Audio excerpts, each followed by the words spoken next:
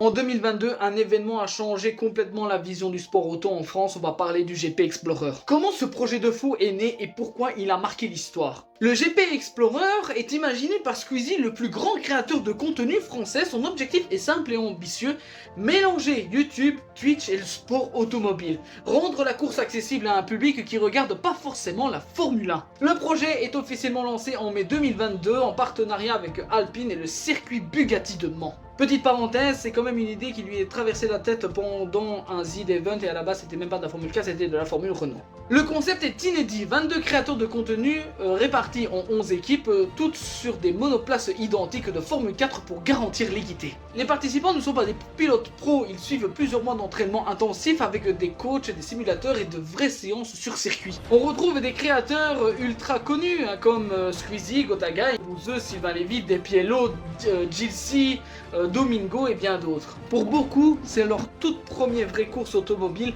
à plus de 200 km/h.